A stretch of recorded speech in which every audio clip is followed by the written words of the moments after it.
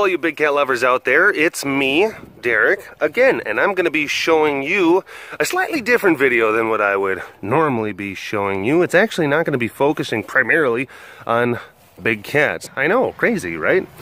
What the video is about is showing some clips from an amazing experience that me and my wife Heidi, founder and executive director of the Center for Animal Research and Education, and our youngest son Dustin recently had. We were invited down to NASA's Johnson Space Center down in Houston, Texas. It was an incredible experience. The reason that we went down there is because our youngest, Dustin, he's a bit of a smarty pants. He's a bit of a brainiac. He's charming, he's funny, he's handsome, he has a full head of hair. I mean, he's just a real jerk.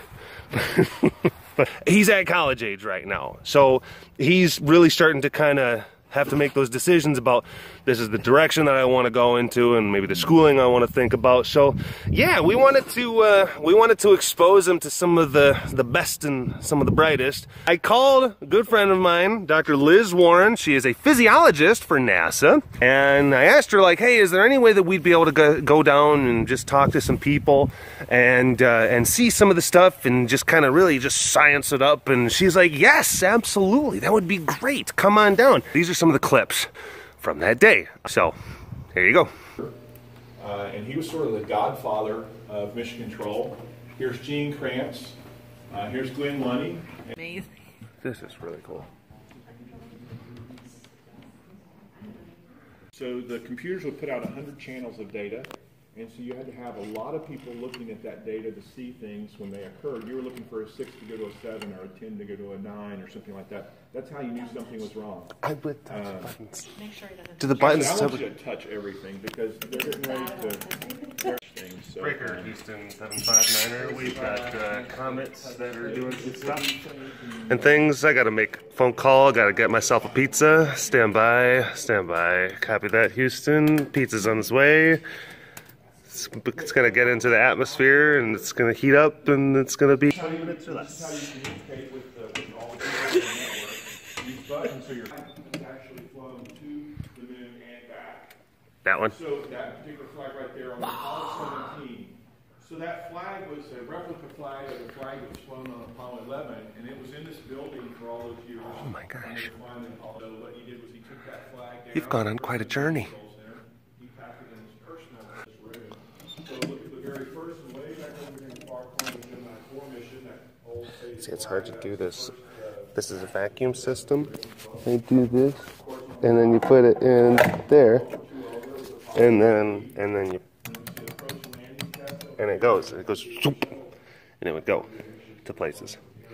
Dang it, I can't get this one open. But you could put different things in there, like, you know, Tom from accounting is a D-bag. That'd be fun. I would absolutely be the guy that got my 2 privileges revoked. This red phone's always a good prop. Oh, wonderful. Very nice. Oh my gosh. So the red phone nice. is actually a phone to NORAD. Go ahead and pick it. It's Cheyenne Mountain. You gotta pick it up. Colorado Springs. We have to play pretend, Dustin. Come on, Dustin. You're calling NORAD. This is serious business, Dustin. Hello? You have a problem? Oh no. Oh no. So, Oh jeez. Oh no. so Flight control room for the International Space Station, which is in orbit right now. You'll see similar design, similar console positions, although they've evolved over time. There's still a flight director, there's still a capsule communicator. But on the pictures that you see right now, that is live on board the space station, the far right. We don't happen to see any crew right now. Hey, floating by. Oh my gosh. That's a view outside the space station right now. It's a beautiful view. Ooh. And if you look in the center console and find on the far right, there's a picture of what looks like the space station. That's where it is right now. Oh jeez. Just about. It's those little details. Just about to go over Australia. Kind of a tin can looking tuna can. That's kind of a closet. That's part of the Japanese module. Oh, is that the top one there? The gold one hanging down is HTV. That's a Japanese cargo vehicle, unmanned. Very nice. There's another cool view. Oh, that's one of those gigantic solar arrays. Look at in the that. far Oh, right. yeah. There we go. And that's the main robotic arm built by Canada with a dexterous robotic manipulator system, which is kind of like a very, well, as its name is, very dexterous hand on the outside of it. Is its name Dexter? And it can do all kinds. It is. We call it Dexter. Oh my gosh. And it's very polite, I'm sure, because it's Canadian. It's like, hello, I'm an arm. Can I pick that up for you, eh? The flight director is the main person in charge. He is responsible for mission success, responsible, he or she, What are for you the doing, lives of the space astronauts people? and for making sure that all of the tasks for the day get addressed. And So, in this room, in the control room, like, what sort of schooling would you say is, like, you know, most represented? Like, what sort of, like, course curriculum? Like, what sort of mathematics? Literally, it's going to be at least a bachelor's. It's going to be electrical, mechanical, aero. We probably could have the whole range of degrees out here. we even have biomedical engineers. Yeah, we have flight UAV is a concept. What's Capcom? Is that where Capsule you? communicator. Oh, is, Can fix all the what's VVVO? Visiting vehicle officer. What's ADCO? Baseball bat. Attitude dynamic control officer. What's Tapo? Topo is, I don't know. Which buys you a lot of space, actually. Inside.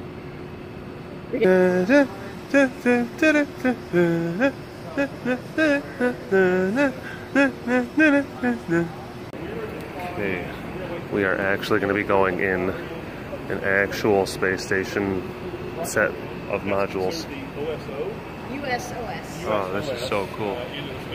It includes, in this area, we would have a bathroom, a treadmill, a dining room table, a communication system, how the space station is controlled from the Russian perspective, and life support equipment. That's so cool. So at the end of a work day, after we've been at work all day, we might come down here and have a meal around the table.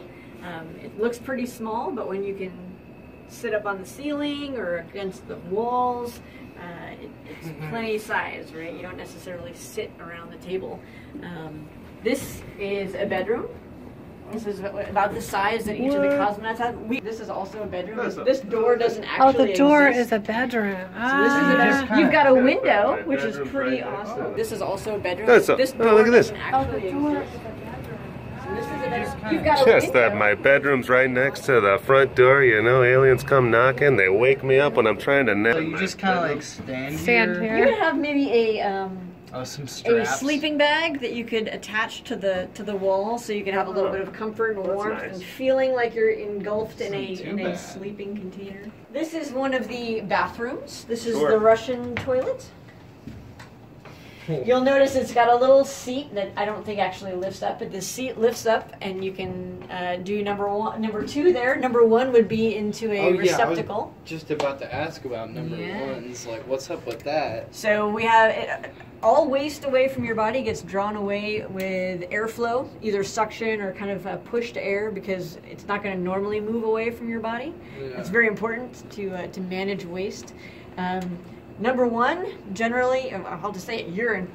Urine. Urine gets drawn into a hose and brought into some holding tanks where it's treated and processed and actually recycled so that it goes right into the Drinking water. Oh, wow. Not only urine, the condensate that you breathe out, Sure. sweat, anything that evaporates from your body goes right into the recycling system. We're at about 96% recycling. We don't need to bring much water to the space station now. All of it is recycled, which is amazing. really impressive. Space right now. Spaz, dude. Space bra. Like this is exactly like this, only without plexiglass. That's what I was going to say. And the plexiglass is just here so we don't fall into the hatch. That's important. You'll notice these straps aren't necessarily there, but they're there for gravity's sake. Ah, darn you, gravity. So this is a connecting. Not so many. They had one that we didn't really point out that was straight back. It's Soyuz capsules where the people come up and leave and dock there. So a lot more opportunity to dock here. Well, this is a connecting segment. It is what it is for. It's like when you're building Lego, kind of free range direction. Space. This isn't exactly a shower, but you'll see the pee hose Oh, yeah. here. Ah, look at that Russian little design, though. thing. This is our Solo Flex design. It's Yeah, not really rubber bands like we mentioned earlier. It's actually vacuum cylinders that you can dial up how much resistance you want to give yourself. So you can do double the gravity. You can do more than that. You can get 600 pounds of lift. Now, I don't think we have any astronauts that are squatting 600 pounds, but we wanted to have more stress available than less, because our original exercise device didn't have enough and our people were losing too much bone mass. Get to the nodule. This is a lot wider. It's a lot wider. This is, again, kind of school bus sized because the space shuttle could carry that much size. This is how we built our modules. This is a microgravity sciences glove box. It's a way where you can pull this out, put your hands inside. This is pull the cover off and do experiments where you need to be enclosed. Yes. So we Just gonna get some of this. See, he's like coming from one module to the next. Oh, See? you can hatches and having them be able to seal is of course very important. Let's go into the gym. But what was the name of the flowers we grew? Zinnia. Zinnias. Mises. So that's really not like. And then there's turtles. And then Hey, the did you see that somebody lizards. wanted to give us that hydro? And then there's Hydro. the ants. And the thing, I don't know what that is. Piece of coal. So one of the cool. Pew pew pew pew pew pew pew pew pew pew. Pew pew pew pew pew pew pew pew pew pew pew pew. Beep beep beep. This is really cool. Yeah. Wow. What's the difference between the panels and the back? Those are radiators. What is this? A space station for Radiated heat ants? that we're generating.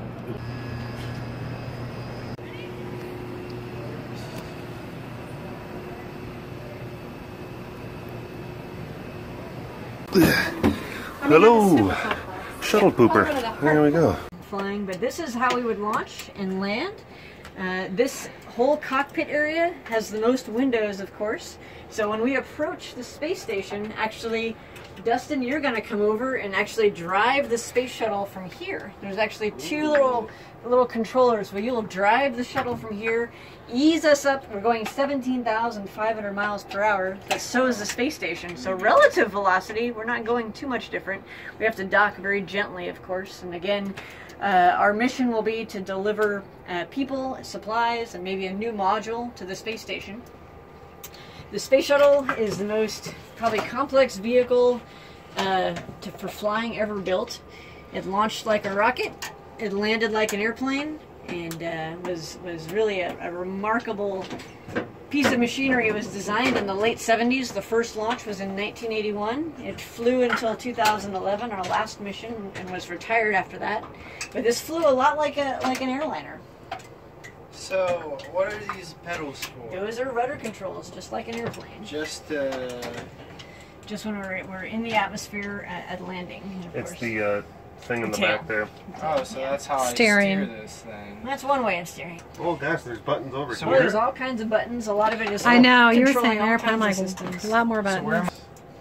That's cool stuff. Here. It is a heck of a vehicle. I miss it tremendously. I was one of the shuttle lovers. Shuttle lovers. But whatever we've got coming next is going to be pretty awesome as well. See, Very complex vehicle. you know this one's important because you gotta pull up that little thing before you press it. No, you can. You just didn't want to shut it. Yeah. There's a lot of buttons and circuit breakers above your head that you would not be able to reach in an actual flight position, and so the flight engineer back here would be watching to make sure you guys are doing all the right things. I also have something called a swizzle stick, which is a little that stick. actually works. Hey, I like it. And I can hit some of the buttons for you. Oh, it's even that. Yeah, it has a dimmer. Dude, this is NASA. this is nice stuff here. Part of we can't keep those people here. I think that this might be the most impressive piece of technology Yeah. here at NASA. Look at this thing. Oh my gosh. Practice with that. However, when we changed directions, we didn't want to have to go backwards. Oh wow. Oh yeah, this is swag.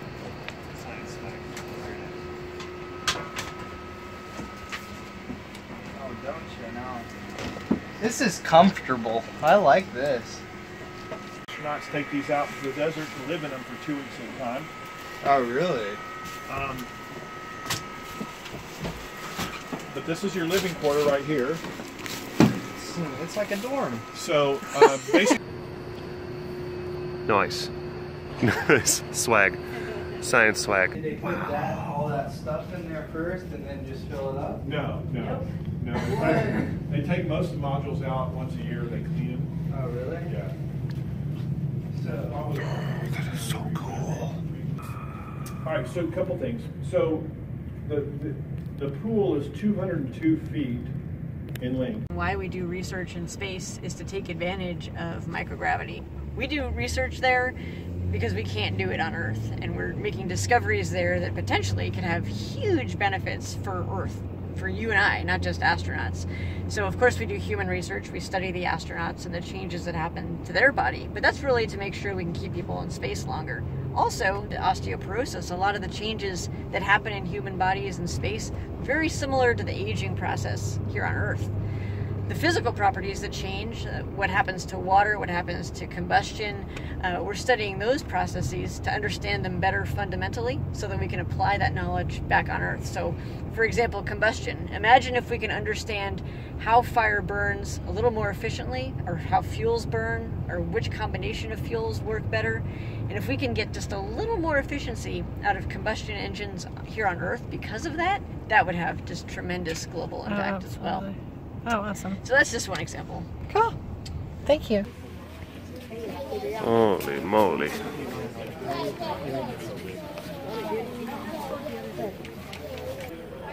Spaz. This is an actual functional rocket that was slated to be used in the Apollo 18 mission. The mission didn't happen, so they were able to put the rocket here. Wow! This thing is incredible. Eh? Eh? That was pretty cool, right? Ah, that was such a great day. We got to do so much stuff. It was so cool. And to be around those people and their passion. It was inspiring. And I met an astronaut. It was so cool. Being around them and experiencing that whole thing. I mean, there's a couple of things that you know I'm able to kind of take away from. These are some of the best and the most brilliant minds that the world has to offer. But I mean, at the end of the day, they're still people. They're still just people who are just passionate, and they dedicated themselves to their craft of learning and science and physics and all that. They're like you, like me. They put on their pants one leg at a time. They're space pants.